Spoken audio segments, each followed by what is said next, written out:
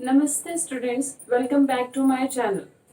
In our previous video, we have studied about the ozone. Now, in this video, we'll take the other member of this family, that is the sulfur. So in this video, we'll study about the different allotropic form of sulfur.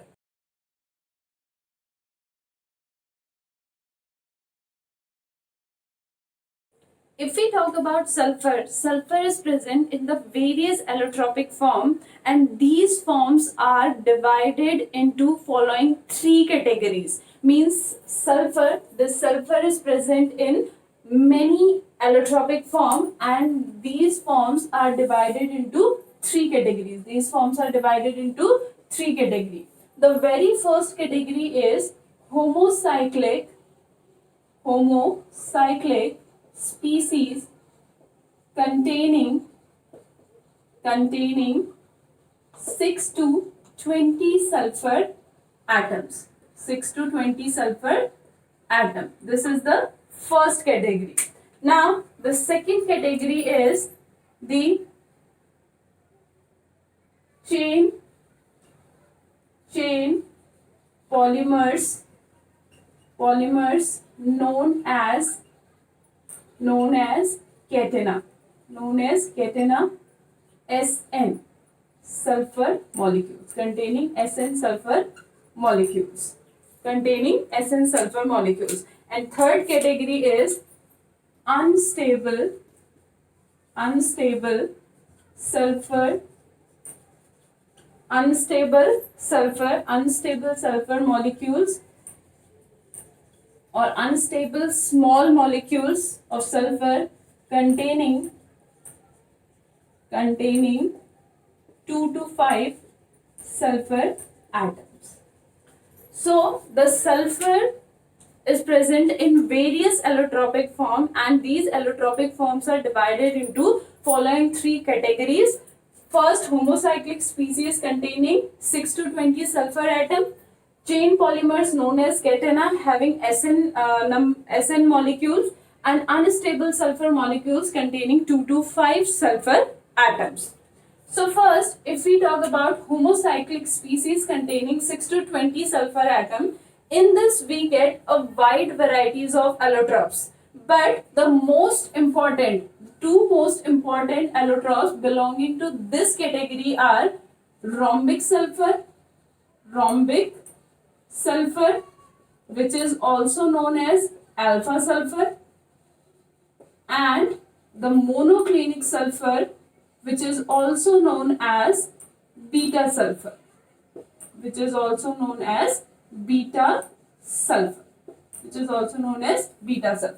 So a wide varieties of this category we get in our daily life. We get from the past centuries. So, but the two most important examples of this category are rhombic sulfur, which is known as alpha sulfur, and monoclinic sulfur, which is known as beta sulfur. If we talk about the preparation of these two, now if I talk about the preparation of rhombic sulfur is prepared by slowly evaporating the sulfur in CS2 in a china dish. We get octahedral crystal of rhombic sulfur. So how we get rhombic sulfur? We'll take a solution of sulfur in carbon disulfide.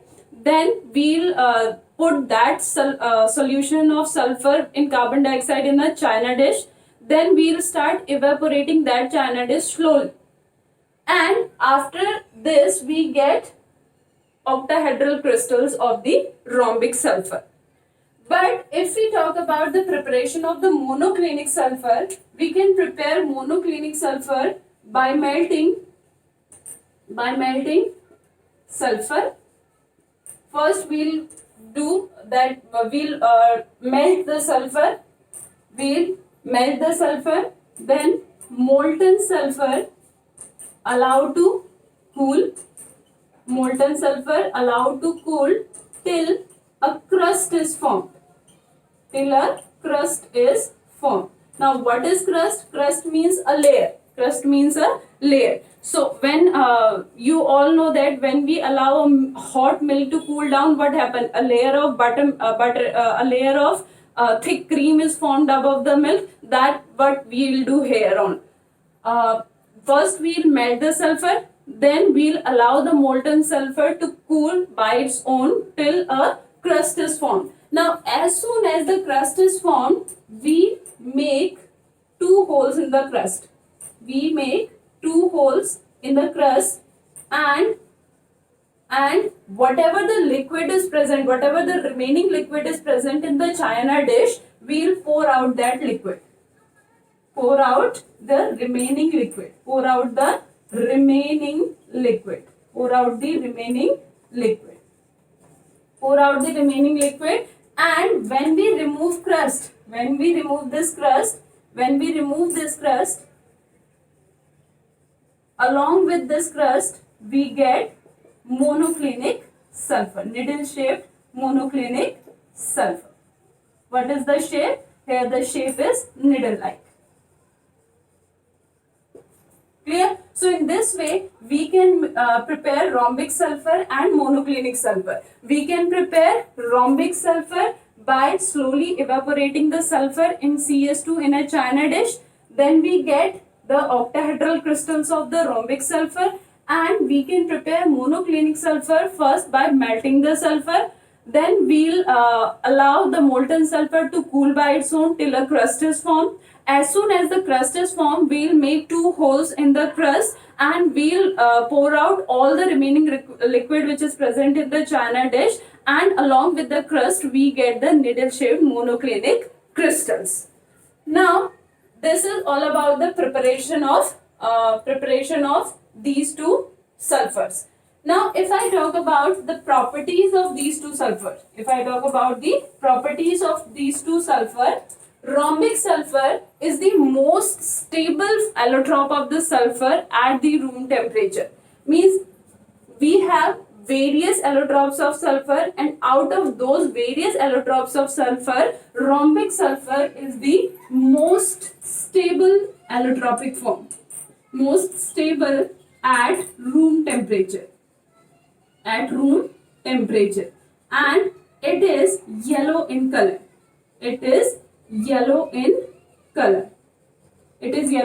So first of all, it is most stable at room temperature. The other allotropic form on standing at room temperature, they start converting into the rhombic sulfur. Second, its color is yellow. It is yellow in color.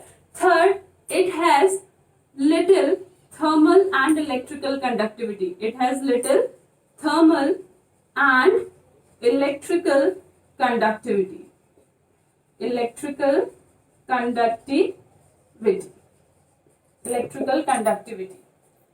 Clear? Now, if I talk about monoclinic sulfur, the monoclinic sulfur is stable only above 369 Kelvin. So monoclinic sulfur is stable only above 369 Kelvin. If we decrease the temperature from 369 Kelvin, then what happens? Monoclinic sulfur slowly get converted into the rhombic sulfur. Therefore, this 369 Kelvin is known as transition temperature. This is known as transition temperature. Why this is known as transition temperature? Because if the temperature is above 369 Kelvin, rhombic sulfur get converted into monoclinic sulfur. But if the temperature is below 369 Kelvin, monoclinic sulfur get converted into the rhombic sulfur. So it is stable above 369 Kelvin, and 369 Kelvin is therefore known as the transition temperature. Next point, it is dull yellow in color.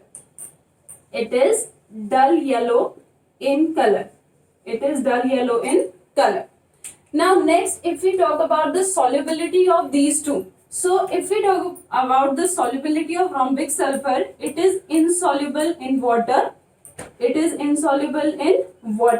But little bit soluble soluble in benzene, alcohol, but readily soluble in CS2.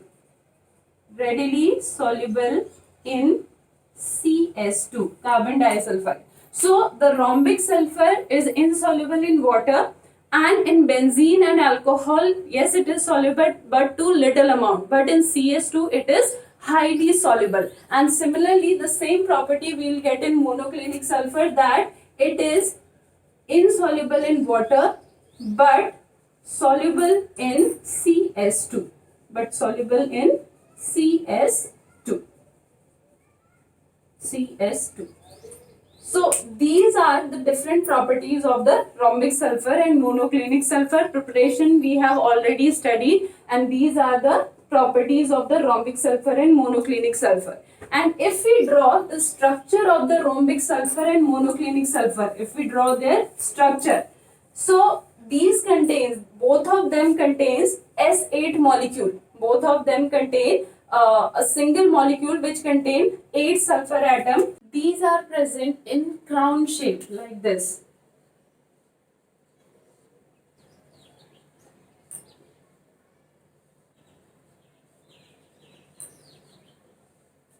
Here, this also present in the same shape like this.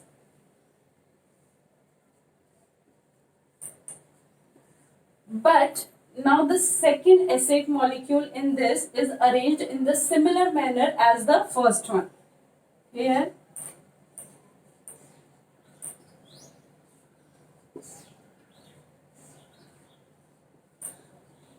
but in this, the second molecule is oriented just opposite to the first one. So it will be like this.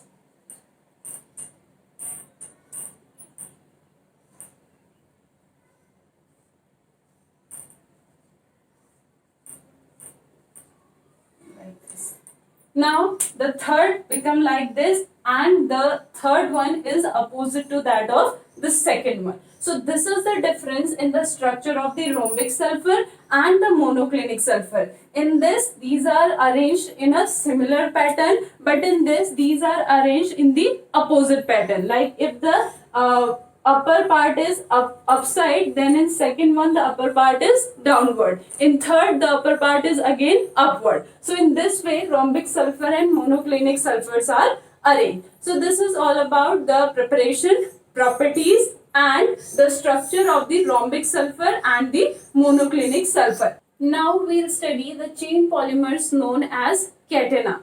The most important allotrope of this family is known as plastic sulfur or X sulfur. Plastic sulfur or X sulfur. The most important allotropic form of this category is known as plastic sulfur. Now first, if I talk about the preparation, now it is prepared by pouring molten sulfur into cold water. So it is prepared by pouring molten sulfur into cold water, and when we pour the molten sulfur into cold water, we get a soft elastic rubber-like mass known as plastic sulfur. So how we can prepare plastic sulfur? By pouring molten sulfur into cold water. When we pour the molten sulfur into cold water, we get a soft elastic like mass, rubber like mass, and that mass is known as plastic sulfur. Now this plastic sulfur is soft and elastic. In the beginning. As soon as it is formed, it is soft and elastic. But if we kept it, if we allow it to remain at the room temperature, then it hardens. Then its softness disappear, and it becomes started to convert into a hard mass, and start converting into rhombic sulfur and start converting into rhombic sulfur. Rhombic sulfur. Rhombic sulfur. So plastic sulfur, how we can prepare plastic sulfur? By pouring the molten sulfur into cold water. When we pour molten sulfur into cold water, we get a soft elastic rubber-like mass, and that is known as plastic sulfur. This plastic sulfur, in the starting, it is soft and elastic, but if we allow it to cool, then it becomes hardened, loses its elasticity, and get converted into the rhombic sulfur. Now, if we talk about its structure, so it has yellow transparent threads. It has yellow transparent threads.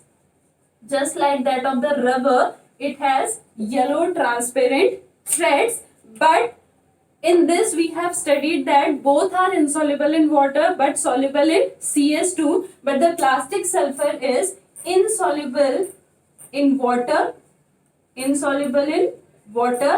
well as CS2. So it is insoluble in both water and CS2.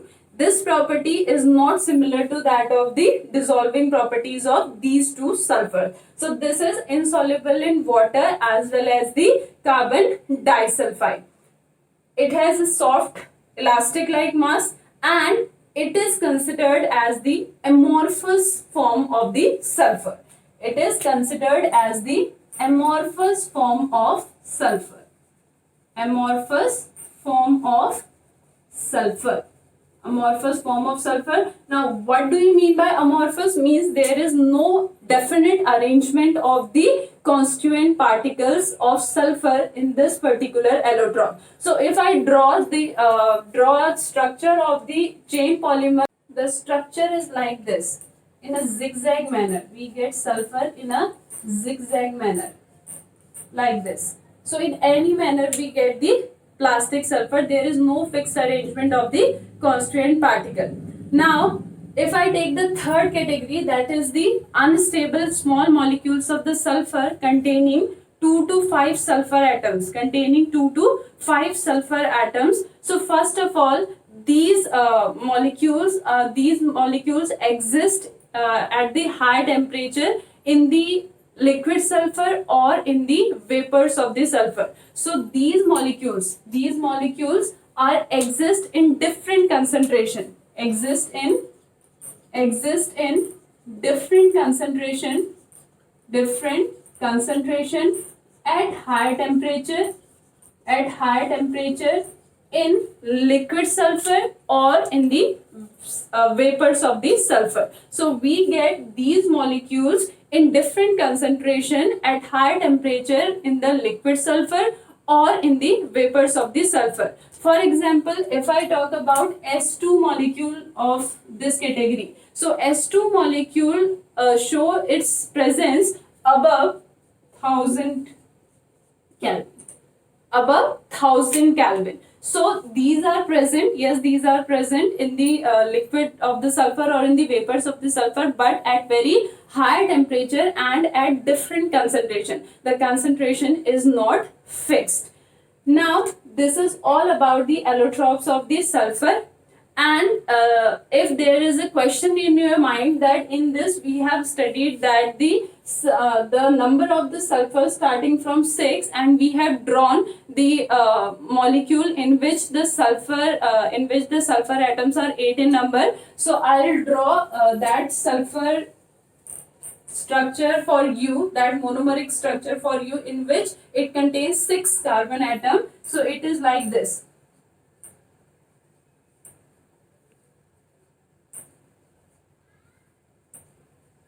1, 2, 3, 4, 5 and 6. So it is like this. So in this way, the 6-cyclo-6 molecule of sulfur is present.